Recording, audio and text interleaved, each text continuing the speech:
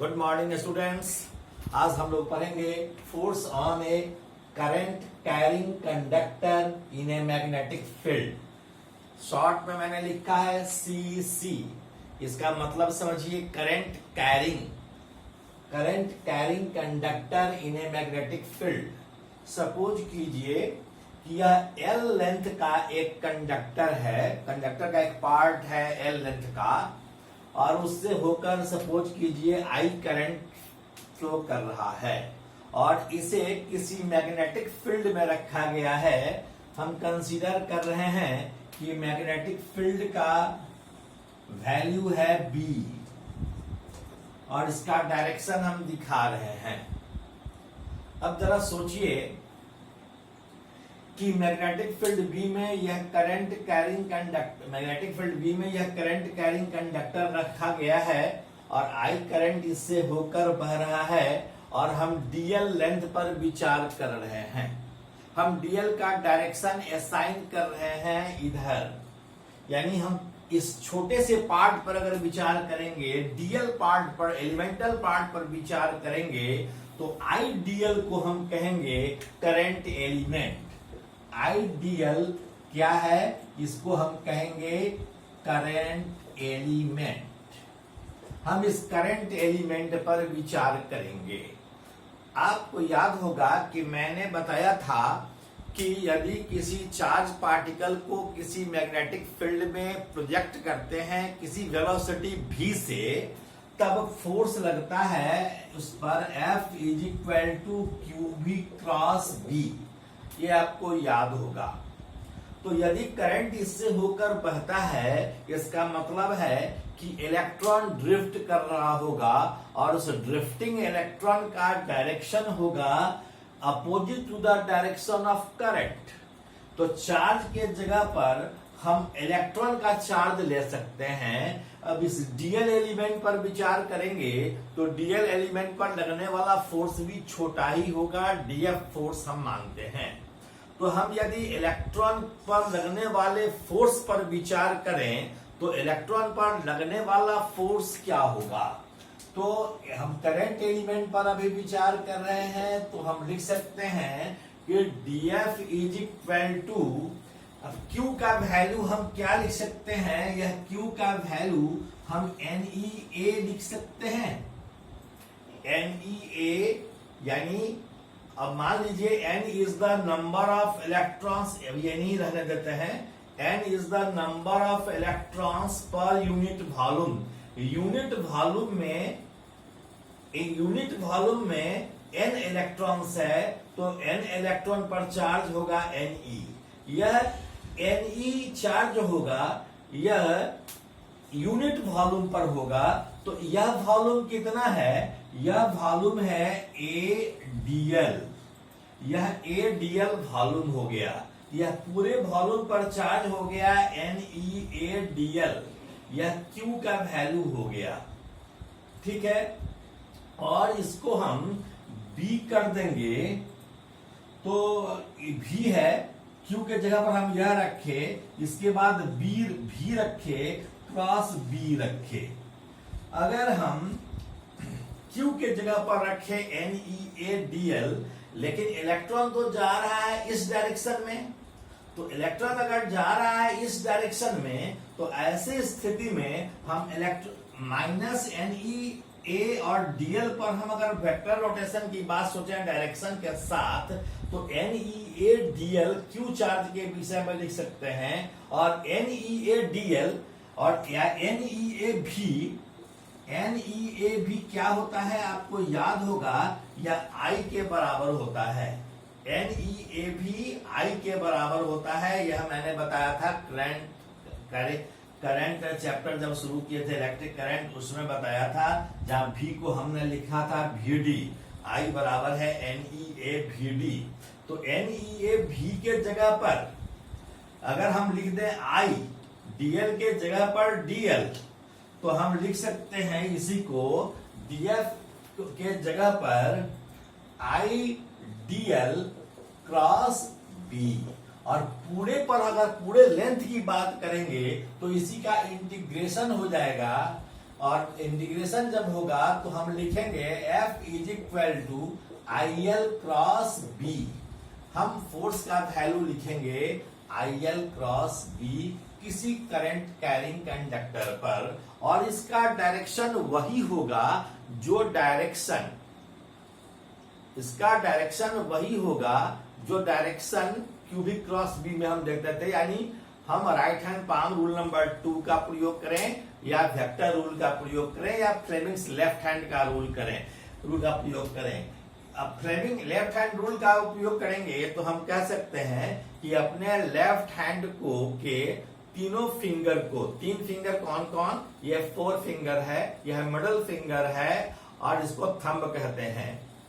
अगर हम ideal current element को मिडिल फिंगर से दिखाएं 4 फिंगर के द्वारा, हम मैग्नेटिक फील्ड को दिखाएं, ऐसी स्थिति में फोर्स को हम दिखाएंगे अंगूठे के द्वारा, थंब के द्वारा दिखाएंगे।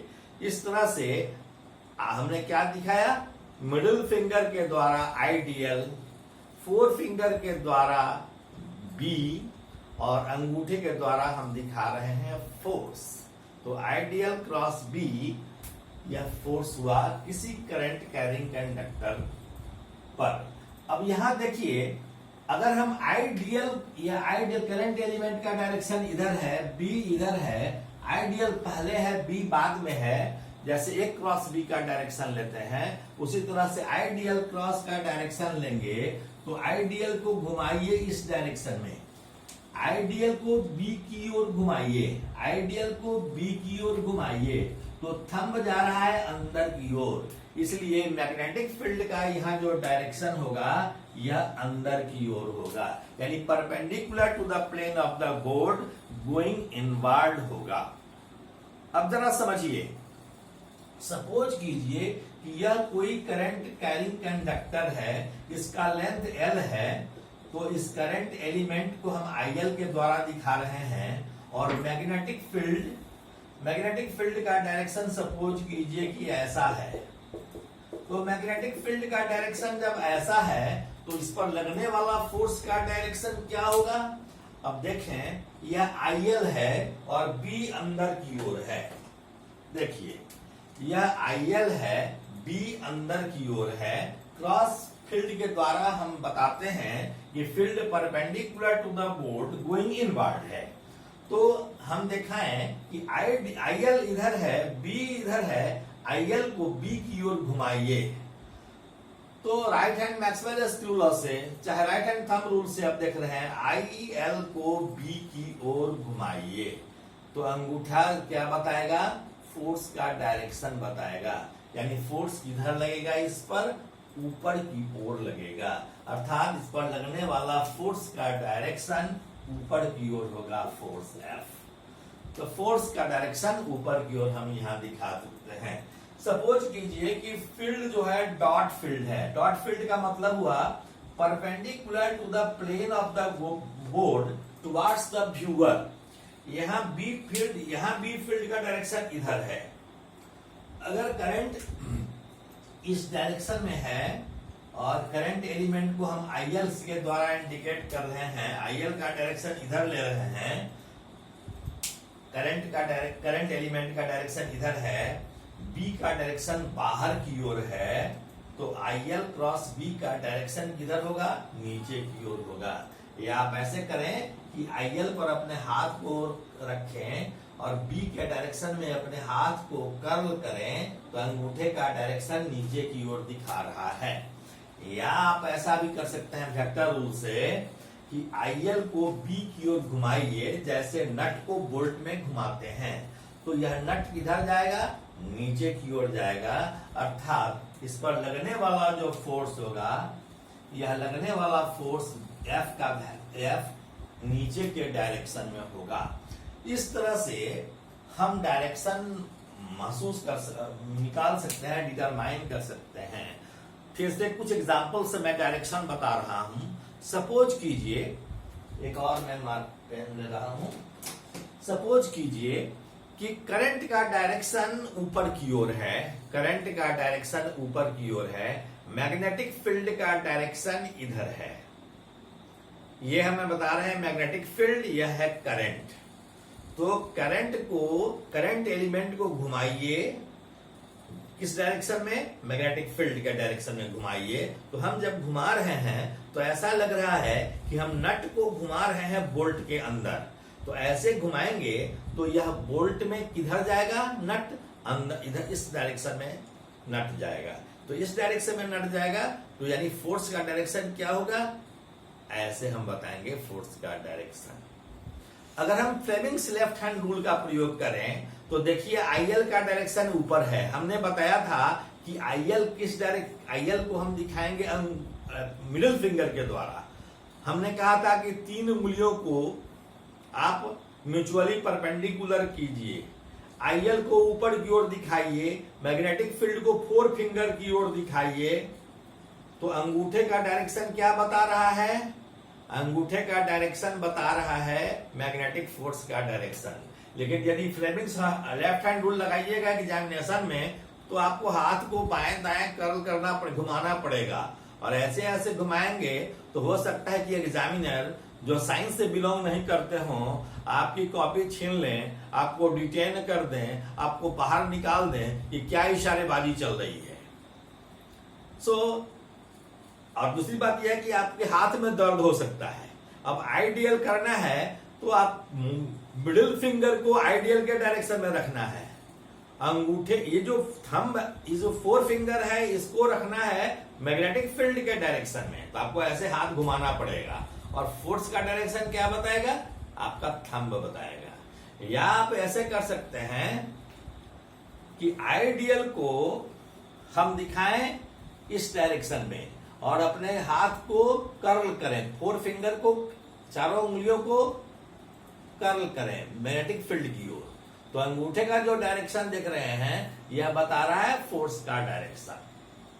तो आप कोई भी वेक्टर रूल का प्रयोग कीजिए, फ्लेमिंग्स लेफ्ट हैंड रूल का रूल यूज कीजिए, या आप right hand palm rule number 2 का प्रयोग कीजिए। Right hand palm rule number 2 के अनुसार क्या करेंगे कि अपने हाथ को फैलाइए, राइट हैंड को फैलाइए, ठीक है। तो आईएल इस डायरेक्शन में हो, आईएल जो है इस डायरेक्शन में है, और अंगूठा जो होना चाहिए, आईएल इस डायरेक्शन में है। अंगूठा के द्वारा दिखाइए आइडियल को, शेष 4 उंगलियों को द्वारा दिखाइए मैग्नेटिक फील्ड को। तो जो पाम का डायरेक्शन होगा, जो हमारे थप्पड़ का डायरेक्शन है वह व्यूअर की ओर है, पाम का जो डायरेक्शन है वह व्यूअर की ओर है। तो इस डायरेक्शन में वह फोर्स लगेगा। तो अगर सभी लॉ को हम बार बार बोल रहे हैं तो कंफ्यूज कर जाइएगा, इसलिए एक ही रूल, वेक्टर रूल याद रखिए कि आइडियल इधर है, बी इधर है, आइडियल को बी की ओर हम घुमा रहे हैं।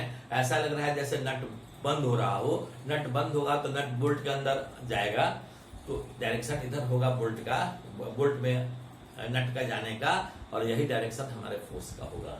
इस तरह से हम इस डायरेक्शन को दिखा सकते हैं। तो हम और भी देखें एक एग्जाम्पल। ये सपोज कीजिए कि आइडियल इस डायरेक्शन में है और बी इस डायरेक्शन में है। तो आइडियल और बी के बीच क्या होगा डायरेक्शन फोर्स का, तो फोर्स अंदर की ओर हो जाएगा। क्यों, आइडियल को बी की ओर घुमाइए, ऐसा लगता है कि जैसे नट को हम बोल्ट के अंदर ले जा रहे हैं, हम कस रहे हैं नट को। तो नट को कसेंगे तो अंदर जाएगा, तो फोर्स का डायरेक्शन अंदर की ओर होगा। इस तरह से हम फोर्स के डायरेक्शन को डिटरमाइन कर सकते हैं, आइदर बाय वेक्टर रूल और by right hand palm rule number 2 और by Fleming's left hand rule और by right hand thumb rule. इनमें से किसी भी रूल का प्रयोग आप कर सकते हैं। अब हम कुछ प्रॉब्लम करते हैं। प्रॉब्लम आपके concepts of physics SC. Verma से करते हैं। पहले हम लोग जो प्रॉब्लम करेंगे आसान प्रॉब्लम करेंगे, और फिर जैसे जैसे आगे बढ़ेंगे प्रॉब्लम और डेप्थ वाला प्रॉब्लम भी शुरू करेंगे और नंबर ऑफ प्रॉब्लम्स अब हम ज्यादा करेंगे, ठीक है।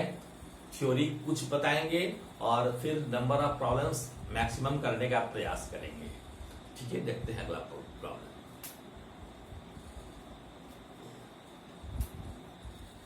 ये प्रॉब्लम देखिए, यह प्रॉब्लम है एस सी वर्मा का problem number 8 page number 230, page number 230 का प्रॉब्लम नंबर 8। यह प्रॉब्लम क्या कहता है यह समझ लीजिए कि यह एक स्क्वायर फ्रेम है और ABCD एक स्क्वायर फ्रेम है। इसका प्रत्येक साइड 20 सेंटीमीटर है। पॉइंट डी से 2 एम्पियर का करंट प्रवेश करता है, इंटर करता है, और बी से 2 एम्पियर का करंट एग्जिट कर रहा है, निकल रहा है बाहर की ओर। तो हमको मालूम करना है कि प्रत्येक आर्म पर फोर्स का मैग्नीट्यूड क्या होगा और फोर्स का डायरेक्शन क्या होगा। अब आप देख रहे हैं कि इसमें करंट का बंटवारा करना होगा, क्योंकि करंट जो फ्लो करेगा, कुछ करंट इस रास्ते से फ्लो करेगा और कुछ करंट इस रास्ते से फ्लो करेगा। तो इस तरह से करंट 2 भाग में बंट जाएगा और इसका मतलब है कि यह कंडक्टर और यह कंडक्टर पैरेलल में है। तो पैरेलल में है और बराबर रेसिस्टेंस का होगा, इसलिए करंट का बंटवारा बराबर बराबर होगा।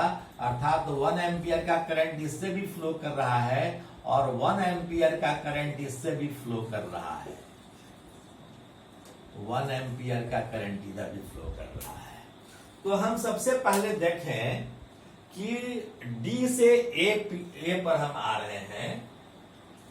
तो डी से ए पर आ रहे हैं तो करंट का डायरेक्शन क्या होगा, मैग्नेटिक फोर्स का डायरेक्शन आर्म डीए पर क्या होगा। तो आर्म डीए पर हम देखिए करंट एलिमेंट का डायरेक्शन इसके द्वारा दिखा रहे हैं और मैग्नेटिक फील्ड है 0.1 टेस्ला का, यह डॉट के द्वारा दिखा रहे हैं, मतलब करंट का डायरेक्शन बाहर की ओर है, perpendicular to the plane of the board.